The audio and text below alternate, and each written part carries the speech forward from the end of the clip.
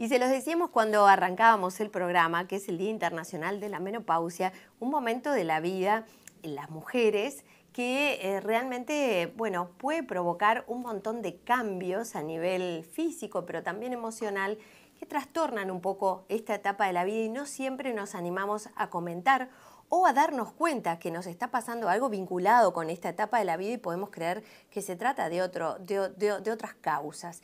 Estamos hablando ahora con Paola Muniz, ella es educadora sexual, ella es especialista en educación menstrual. Buenos días, bienvenida nuevamente aquí al programa. Buen día para ustedes también, gracias por la invitación. Encantados de recibirte para hablar de esto que, como decíamos, muchas veces no hablamos las mujeres de esta etapa de la vida o lo hablamos entre nosotras, pero cuando vamos a veces a un médico nos resulta que el médico no siempre nos responde o empatiza con lo que nos está pasando y lo toma como algo normal y sin embargo hay una revolución.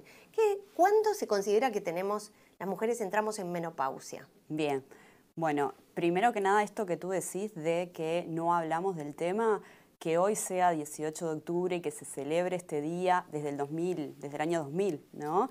Es una invitación a poder empezar a hablar en distintos espacios, los medios de comunicación son claves. Las personas, las mujeres, por el hecho de tener ovarios, vamos a transitar la menopausia. La edad esperada es entre los 45 y 55 años, la edad promedio 49-50. Entonces es esperable que en ese momento tengamos la última menstruación de nuestra vida. A eso le llamamos menopausia.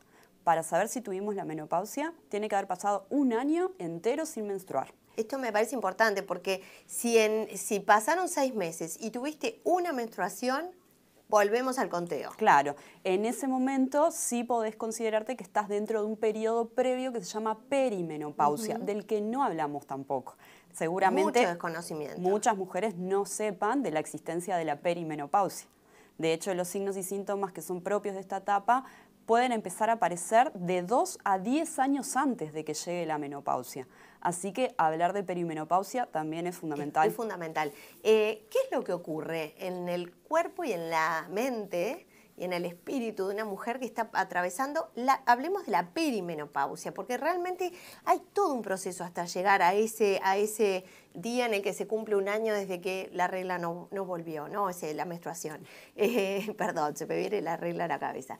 Entonces, comentame un poquito qué cambios vamos a ver o estamos viendo en esta etapa de la vida. Bien, para poder entender los cambios que aparecen, que son los más frecuentes, los calores, sofocos, dificultades para conciliar el sueño, resequedad vaginal, pero hay alrededor de 30 cambios corporales que pueden manifestarse y que muchas veces tienen esta repercusión con los vínculos, tanto a nivel de pareja, a nivel de los espacios laborales, no solamente es la salud corporal, que me pareció bárbaro que lo hayas mencionado.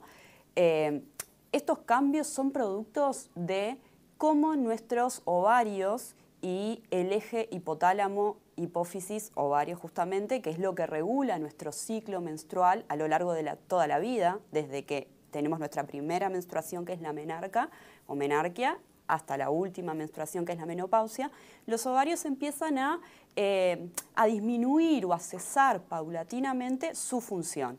La posibilidad de estimular los folículos ováricos, que van a dar lugar al óvulo o ovocito, que es la célula que nos va a permitir reproducirnos, y en función de eso también van a empezar a disminuir o a variar la concentración de hormonas, particularmente los estrógenos. Los síntomas y signos que aparecen son producto justamente de esta variación, es como una montaña rusa de estrógenos. En la menopausia hay un cese de estrógenos, pero los cambios son propios justamente de esta fluctuación que se va dando para llegar a esta etapa final. Exacto, en el camino, lo que decías. Entonces, ¿qué es lo que la mujer, bueno, decías, calores, son los más conocidos, aumento de peso, crece el abdomen, ¿no? Esta cosa como que está todo el mundo con, tengo pancita ahora. Exacto. Que nunca había tenido, que siempre tenía la tabla chata de la panza y todo lo demás. Y empezás con un montón de cambios que incluso después hay cambios en la conducta, en las emociones, que a veces ni sos muy consciente, lo ven más los de afuera que uno mismo. ¿Qué tenemos que hacer las mujeres cuando empezamos a ver estos cambios? Por supuesto, vamos al médico, eso ya lo sabemos, vamos al ginecólogo, pero ¿a dónde más tenemos que ir? ¿Y qué tenemos que hacer a nivel de la actividad física, a nivel del cuidado mental y también de la alimentación, por ejemplo? Bien, me gustaría decir como varias cosas Dale. antes de responder la pregunta. Por supuesto. Nosotros podríamos pensar en cambios a corto plazo, mediano plazo y largo plazo, Bien. ¿no? Los más evidentes o los más frecuentes decíamos, los sofocos nocturnos, la dificultad para conciliar el sueño, el cambio a nivel del estado de ánimo, puede afectar la salud mental y generar depresión en algunas mujeres, la falta de deseo sexual o de líbido, esos como cambios más a corto plazo. Puede generar también resequedad a nivel de la vagina, dificultades o modificaciones a nivel de lo que es el piso pélvico, que es la musculatura que sostiene los genitales, y por eso se dan los casos de incontinencia urinaria, por ejemplo, ¿no? Pero también puede afectar nuestra salud cardiovascular, que de eso se habla poco. ¿Verdad? ¿No? La enfermedad cardiovascular es una causa de muerte muy prevalente en mujeres posmenopáusicas, entonces hay que atender eso y hay que atenderlo desde antes. Y también puede afectar, por ejemplo, nuestra salud ósea, la salud de los huesos. Claro. Por ejemplo, puede aparecer osteoporosis. Y la salud, y también el hipotiroidismo, ¿no? Suele aparecer, si ya no apareció antes, puede Sí. aparecer en esa época. En realidad, cuando se acude a la consulta médica y muchas veces se hacen controles o se solicitan estudios para saber si la persona está transitando el climaterio y está cercano a la menopausia, se puede solicitar estudios hormonales, que también muchas veces se hacen estudios de tiroides, porque quizás estos cambios pueden también estar relacionados a esta glándula y a las hormonas tiroideas. Totalmente. Entonces, ya parte de los estudios que nos tenemos que hacer me lo estabas diciendo también con esta acotación. Entonces, asistir al médico es un elemento. Y en lo posible, poder averiguar quiénes son aquellos profesionales de la salud, aquellos ginecólogos y ginecólogas que estén especializados en climaterio. Perfecto. Y menopausia, que en nuestro país hay cada vez más, porque es como un área bien específica. Sí, pero ¿no? hay pocos. Hay pocos, pero hay, pero así hay. que está bueno como poder interiorizarse en nuestros prestadores de salud, quiénes son. Y para que vayamos cerrando, vamos a dar algunos otros elementos que tengan que ver con esto de cómo cuidarnos en esta etapa de la vida. Bien, alimentación saludable, ejercicio, poder generar espacios de autocuidado, por ejemplo, darnos lugar a los espacios de ocio, darnos lugar a los espacios de disfrute, justamente para poder aprender a gestionar nuestro estrés y nuestra salud emocional.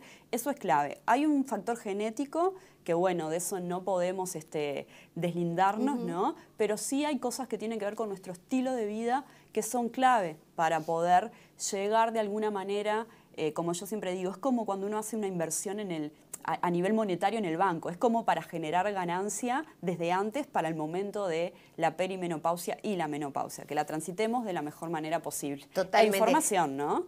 Eso, buscar mucha información. Cuando se habla de la parte de actividad física, que a veces, bueno, hay mujeres que no les gusta tanto la actividad física y piensan que se trata de tener que hacer mucho deporte, y en realidad se habla mucho más en esto que tiene que ver también con el cuidado óseo, de ejercicios de peso, ¿verdad? Mucho más que de ejercicio aeróbico, que cuando somos más jóvenes es el que más hacemos de pronto. Eso es importante, como poder abordarlo interdisciplinariamente, porque muchas veces los ejercicios de peso pueden justamente afectar, por ejemplo, el suelo pélvico, porque nuestra musculatura, todo lo que es la producción de colágeno se va deteriorando, y eso también puede afectar. Así que siempre acompañado de profesionales que estén capacitados. Y, por supuesto, evitar consumir alcohol en exceso, disminuir el consumo de cigarrillos también, por ejemplo, poder tener horas de sueño reparadores. Sí. Todo eso también es fundamental. Paola, nos vamos a tener que ir, pero bueno, tenés una actividad ahora el 26 de octubre que vas a estar hablando de estos temas, ¿verdad? Sí, es una actividad virtual. En mi Instagram, acá se dice menstruar, tienen toda la información. Es una actividad con costo simbólico, pero bueno, está bueno que sea virtual porque justamente permite que personas que quizás no estén en Montevideo también puedan sumarse. Un encuentro íntimo de 1 hora para recibir información y después generar un espacio de conversación cuidado. Divino, para cuidarse entre todas. ¿Cómo era el espacio en Instagram? Acá se dice menstruar. Acá se dice menstruar. Acá en Uruguay se dice menstruar. Exactamente. Está muy bien. Bueno, muchísimas gracias, Gracias Paola. a ustedes. Estaremos en otras oportunidades también ya volviendo a contactar con Paola, que siempre nos trae este tipo de información como más práctica de estas etapas de la vida.